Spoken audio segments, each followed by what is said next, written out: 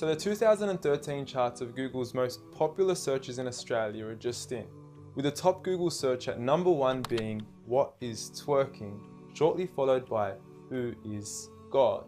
Now, on saying this, I don't think you have to be a genius to figure out which of the two questions is more important to be asking Google. I mean, one could potentially explain the reality of our existence, while the other would potentially leave us scarred for the remainder of our existence.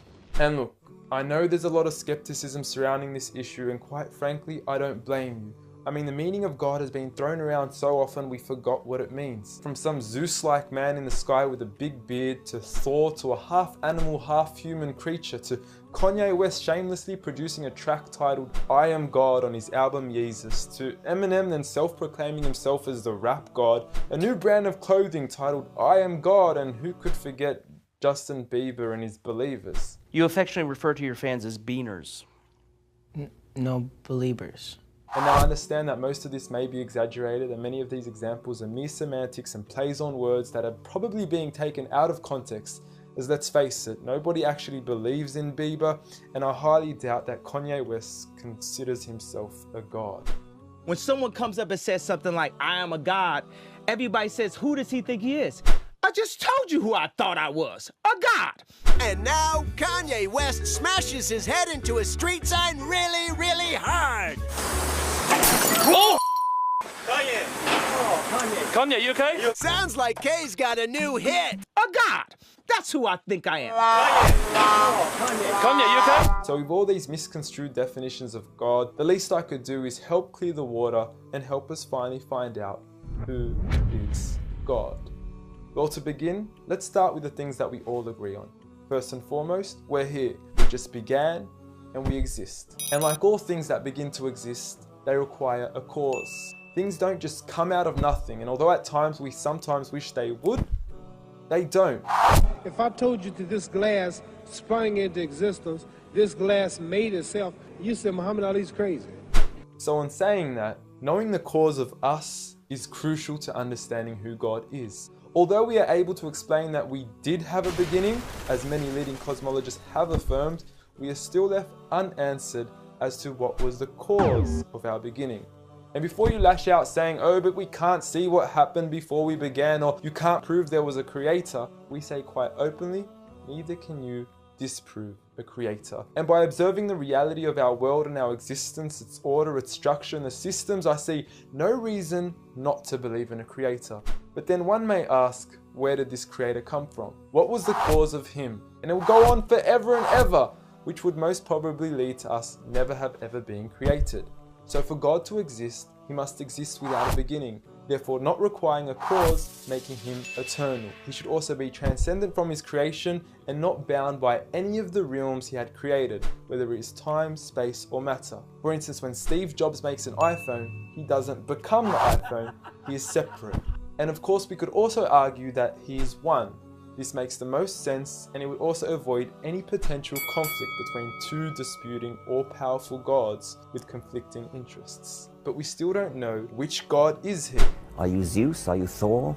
Are you Yahweh? Well, if you agree with everything I've said up until now, you will realize that each of these gods don't fit into our established criteria of who God is. They are all created beings, they are not eternal, they have not created anything, they are dependent, and they require sleep, rest, oxygen, and food. So who is the one and only true God? I present to you a God who is one and only, eternal, exists without a beginning, who was uncreated, requiring no cause for himself, yet being the absolute cause and creator of everything else, Allah. A simple definition of God that is logical and rational. There is nothing like him, no man, no creature, nothing imaginable. He is the one who is perfect, although I don't like using the word perfect because our understanding of perfection would never encompass his true essence. He is in control of everything, whereby nothing can harm us unless he wills it. He is the all-knowing, the all-hearing, and unlike our friend Kanye, he is the all-seeing.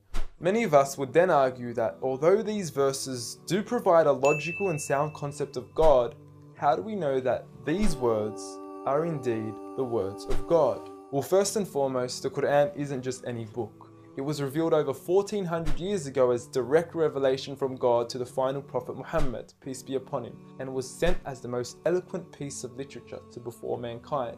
Revealed at a time where poetry was rife and to a population housing the best of poets, only to leave them speechless and at a loss for words. Now what is important to note is that the Quran doesn't fit in any of the known classes of poetry nor prose. Rather, it is a fusion of both that even to this day shake the hearts of Muslims and non-Muslims alike.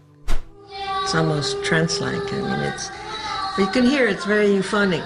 I mean, there's a lot of internal rhyme and end rhyme, and the rhythm is not predictable, and it's beautiful. Even to this day, the Quran remains incomparable and stuns humanity with its accurate references to science and history, from accurate descriptions of the human embryo to historically accurate references to the different rulers in the different Egyptian dynasties. And no matter how many times people will try to discredit the Quran on its authenticity, it remains standing. Will you please, at the very next science lesson, get some salt water, get some fresh water, and mix them and see what happens? The Quran says 2 seas, not 2 cups of water. And to those that doubt it is from God, the challenge is simple. Bring forth something that can compare. And now, although this challenge has been attempted multiple times throughout the past, history has witnessed that no man has been able to rival the Quran. But does this challenge still apply today? Well, we could surely put it to the test, and who better to choose than the self-proclaimed rap god. Call yourself the rap god. Eminem, dubbed the best of his time, being incomparable with anyone in his league. The last thing the world needs is another me. Now, if we compare the works of Allah with the works of Eminem, we're left with this. Slickety gibbity hippity hip hop, rappity rap, packing a mac in the back of the act, pack back rap yak yakety yak yak at the exact same time attempt his lyrical acrobat stunts. Look, content-wise, I don't know. However, we can't deny that lyrically he is impressive. He has rhythm, rhyme, style, alliteration, and assonance. A short video online even indicates that in one of his songs he almost made every second to third word rhyme. But how does he compare with the Quran's smallest chapter of 3 verses, Surah Al-Kawthar? Now, in just 10 words, Allah is able to use over 30 linguistic and rhetorical devices, including emphasis, multiple meaning, grammatical shift, word order and arrangement, ellipsis, conceptual relatedness, intensification, choice of words, repetition, intimacy, exaggeration, and prophecy, along with many, many more. What's also important to note is that the linguistic devices in the Quran aren't just thrown about randomly. For instance, Allah would use palindromes strategically to describe the terms glorify your Lord and the orbiting of planets, as though both processes are occurring continuously, non-stop, one after the other. The shortest chapter in the Quran also contains a rhetorical device that no one can compete against nor replicate: prophecy. At the end of the first verse, Allah promises Muhammad, peace be upon him, that he would be given abundant good at a time when he was at one of the lowest points of his life, with a small amount of followers and low social status.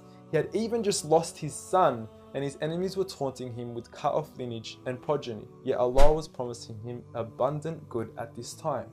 Such was the prophecy of the Quran, and we certainly indeed see its fulfillment today, with the Quran being the most recited, memorized and practiced book across the entire world, with over 1.6 billion followers today from all walks of life.